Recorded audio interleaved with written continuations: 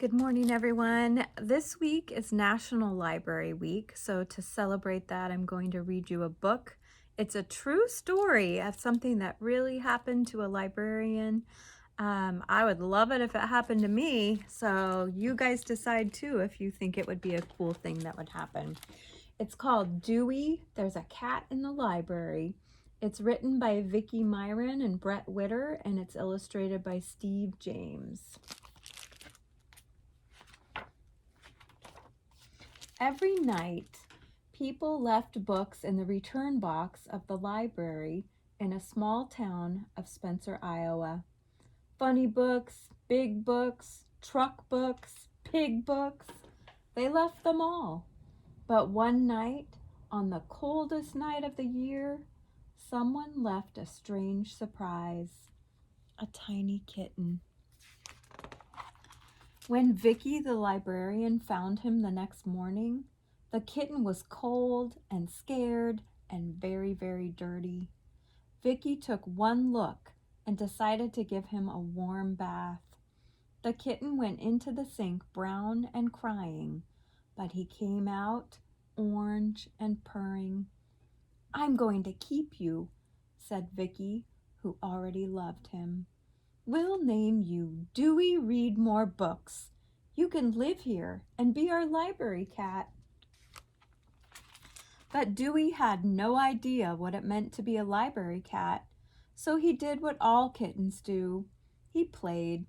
He lounged on newspapers. He rode the book cart and knocked pens to the floor.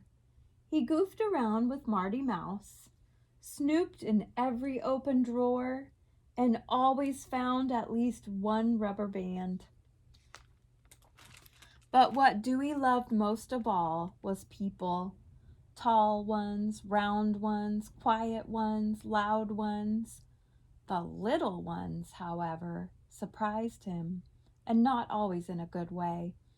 "Look, Nathan," said his mommy. "There's a cat in the library." Nathan bent down and said, "Hi, hooey, Dewey ooks." "No," said his sister Hannah.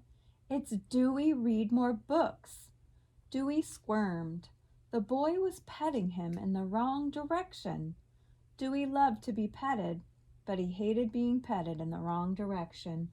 So his fur's going the wrong way because he's being petted in the wrong direction. Dewey was licking his fur back into place when he heard a strange noise. "Wah!" Dewey's ears perked up. He looked around. "Wah! Wah!" Dewey sprang to attention and crept really slowly toward the sound. You guys know what it is, right? A baby. Surprise! The little people, Dewey discovered, came in tiny sizes too, and they loved to giggle and grab and pull and coo. Babies are wonderful, Dewey thought. Cute and smellicious too. And even though this baby is touching his ear, I think the baby's being pretty gentle. So Dewey likes that. A few days later, Dewey went exploring and discovered in a secret room the most exciting thing he had ever seen: Children's Story Hour. "Wowsy whiskers, this looks fun," Dewey thought as he pushed into the room with his nose. Someone shouted, "There's a cat in the library!" Dewey froze.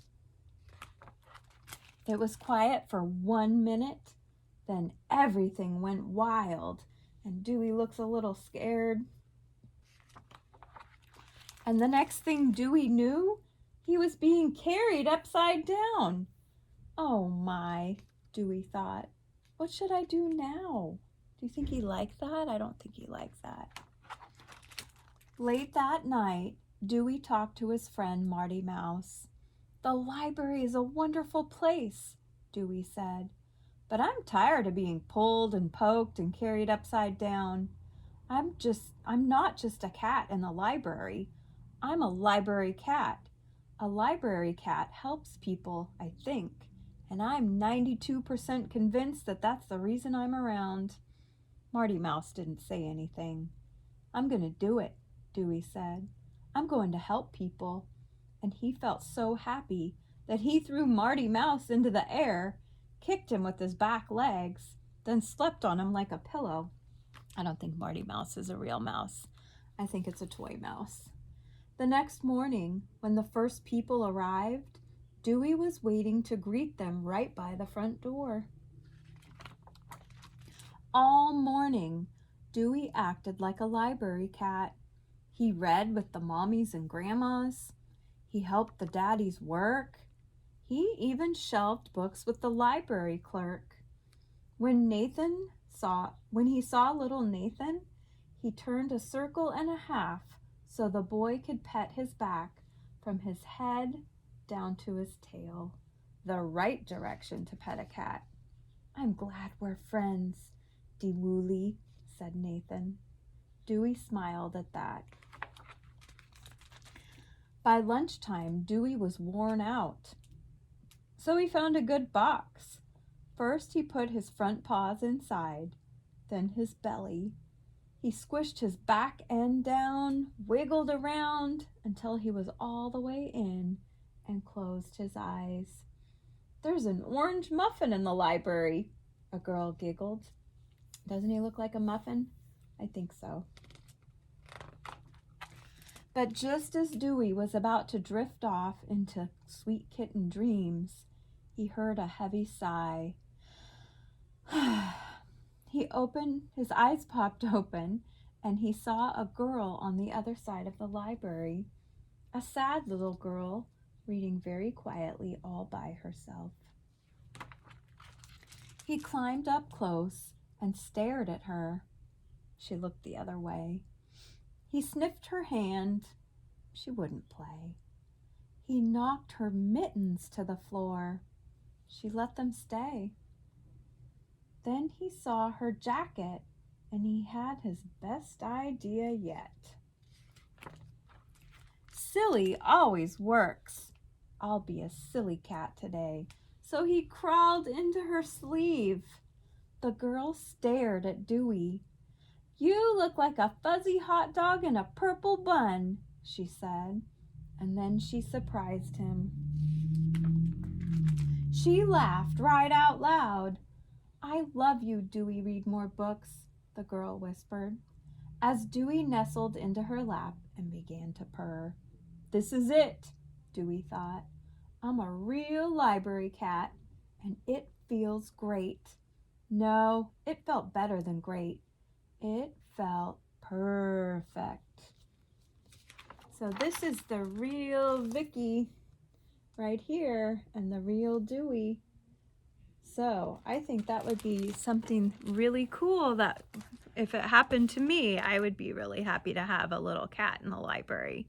So what kind of animal do you think would be cool to have in the library? We've talked about this before. I think a cat would be good, pretty quiet, pretty mellow. Some people have said some crazy things like a parrot, a dinosaur. So what do you think would be good in here? You can make a comment and let me know. All right. Have a good day, guys. Bye.